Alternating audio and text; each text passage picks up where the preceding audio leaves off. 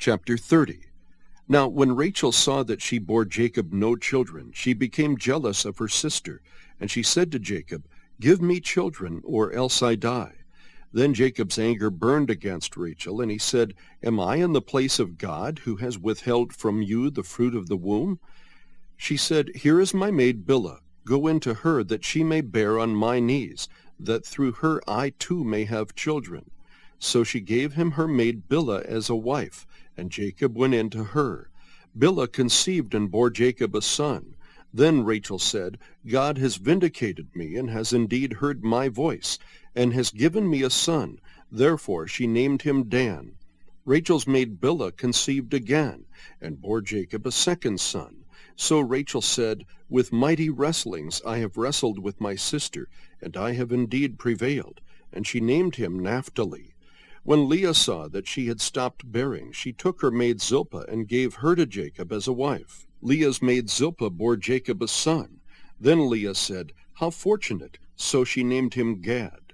Leah's maid Zilpah bore Jacob a second son. Then Leah said, "Happy am I, for women will call me happy." So she named him Asher. Now in the days of wheat harvest, Reuben went and found mandrakes in the field, and brought them to his mother Leah. Then Rachel said to Leah, "Please give me some of your son's mandrakes." But she said to her, "Is it a small matter for you to take my husband? And would you take my son's mandrakes also?" So Rachel said, "Therefore he may lie with you tonight in return for your son's mandrakes." When Jacob came in from the field in the evening, then Leah went out to meet him and said, "You must come in to me, for I have surely hired you with my son's mandrakes." So he lay with her that night. God gave heed to Leah, and she conceived and bore Jacob a fifth son. Then Leah said, "God has given me my wages, because I gave my maid to my husband." So she named him Issachar. Leah conceived again, and bore a sixth son to Jacob. Then Leah said, "God has endowed me with a good gift. Now my husband will dwell with me, because I have borne him 6 sons. So she named him Zebulun. Afterward she bore a daughter, and named her Dinah. Then God remembered Rachel, and God gave heed to her, and opened her womb. So she conceived, and bore a son, and said, "God has taken away my reproach." She named him Joseph, saying, "May the Lord give me another son." Now it came about, when Rachel had borne Joseph, that Jacob said to Laban, "Send me away, that I may go to my own place and to my own country. Give me my wives and my children for whom I have served you, and let me depart, for you yourself know my service which I have rendered you." But Laban said to him, "If now it pleases you, stay with me. I have divined that the Lord has blessed me on your account." He continued, "Name me your wages, and I will give it." But he said to him, "You yourself know how I have served you, and how your cattle have fared with me. For you had little before I came, and it has increased to a multitude, and the Lord has blessed you wherever I turned. But now, when shall I provide for my own household also?" So he said, "What shall I give you?" And Jacob said, "You shall not give me anything. If you will do this one thing for me, I will again pasture and keep your flock.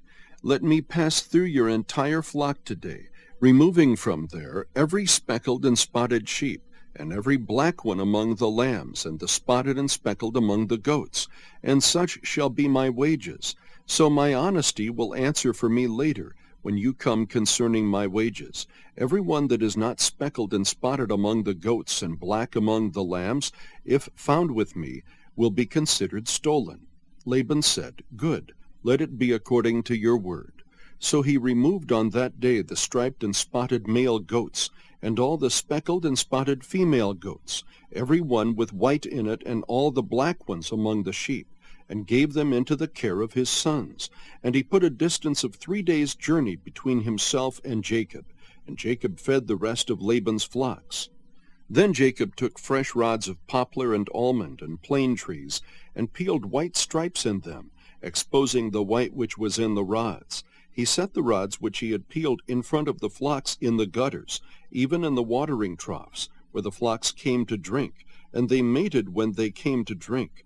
So the flocks mated by the rods, and the flocks brought forth striped, speckled, and spotted.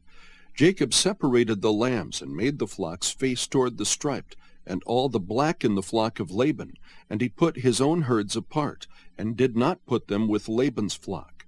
Moreover, whenever the stronger of the flock were mating, Jacob would place the rods in the sight of the flock in the gutters, so that they might mate by the rods. But when the flock was feeble, he did not put them in, so the feebler were Laban's, and the stronger Jacob's. So the man became exceedingly prosperous, and had large flocks and female and male servants, and camels and donkeys.